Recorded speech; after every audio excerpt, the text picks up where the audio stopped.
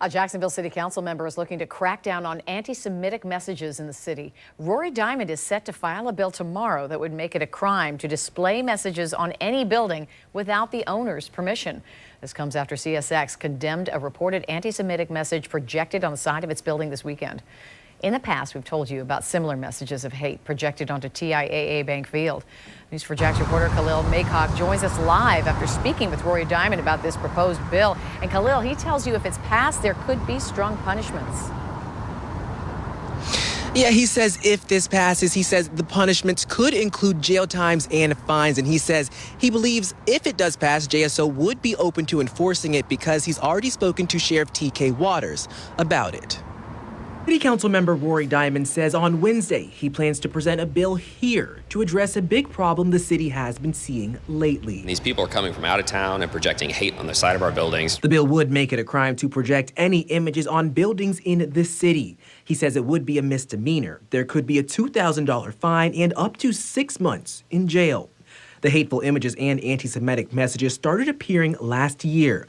Like one that read Kanye was right about the Jews, it was displayed across TIAA Bank Field. And a recent picture that circulated online showing a swastika on the side of the CSX building. News4Jax reached out to that company to verify if the image was in fact real. It sent a statement saying in part, "We became aware of the images circulating online via routine monitoring. CSX condemns in the strongest terms the anti-Semitic symbol depicted in the images of our building on January 14th. News4Jax responded to that statement and asked if any employee or their security system caught the image and to clarify what via routine monitoring means. They haven't responded yet.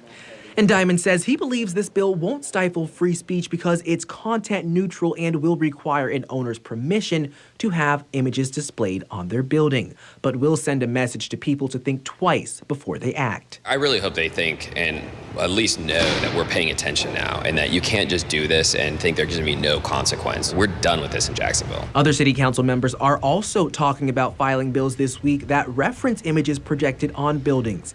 Council member at large Matt Carlucci says Leanna Cumber will likely file one and he plans to co-introduce it. He couldn't talk about what exactly is in the bill, but gave a general idea. People would have to have permission, and if they get caught projecting these type of symbols on somebody's building, the stadium, whatever, that they would be punished civilly, criminally.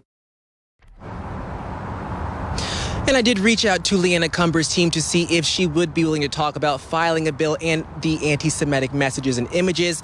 She sent a statement back. It didn't include anything about filing a bill, but she did condemn those anti-Semitic images and messages, calling them despicable. I also reached out to Councilmember Jacoby Pittman to talk to her about this. She sent a statement in part saying, "This is not how we as a community roll. I'm very disappointed and disheartened to have someone who's not even from Jacksonville display hate.